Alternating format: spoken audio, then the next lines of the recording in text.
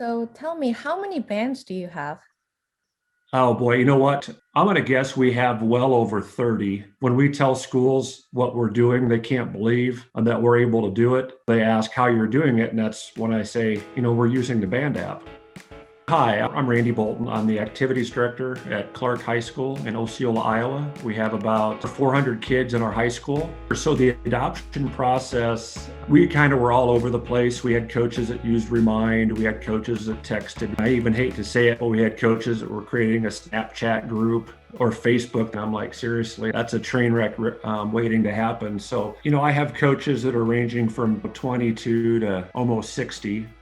So I wanted something that was fairly user-friendly. I also wanted a feature that we could push things out through a phone and not necessarily through email. Probably 95% of us have our phones with us all day. So when that band notice pops up, we know that message is going to get there.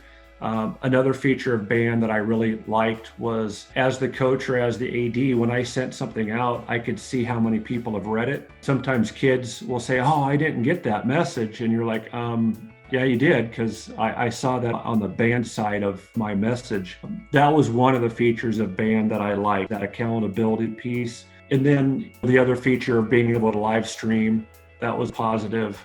When I was able to live stream from state bowling with the app, they're like, "Oh my gosh, that's pretty cool." And they just won a big game. They could live stream the celebration afterwards, or the fire truck escort back into town, or whatever like that. So, when we started in the spring and then in the summer, saying we've kind of utilized it here within our own coaching staff for professional development and things like that, that let's jump into it here now. And I really, to my face, never had any pushback. And I know how sometimes educators can push back because it's one more thing that we have to do differently, but a lot of people enjoy it, and they're glad that we went to it. And I know parents love it, because if they have a kid that plays 4 or 5 sports, there's not 4 or 5 different apps on their phone or different ways for communication. And I like it because I've got a lot of young coaches, so I do all the communication as far as like the needs for the tickets, the spectators, if there's changes because of weather. I push all of that stuff out through the band app, so parents know instantly. In the past, I would tell a coach, "Hey, we're canceling the games tonight. Make sure you let all your parents know." And every once in a while, I'll get a parent, "Hey, I never got a call or I never got a text from the coach that was canceled." Unfortunately, usually untrue news, untrue facts travel really, really fast.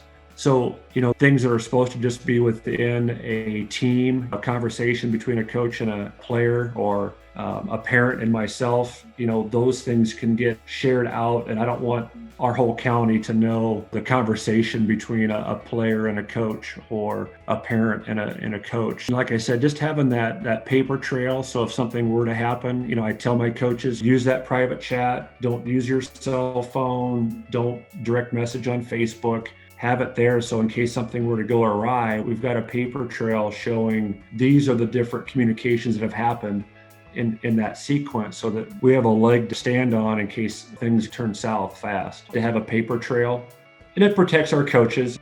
We've actually, for the first time this spring, we've printed out the QR codes for the spring sports, so we have them posted in our office. So kids that might have an interest in going out for golf, they can just scan that, and then that kind of gives us an idea who's interested in golf, and then coaches can push out information to them. We've already had a lot of kids do that, so that's a nice feature also.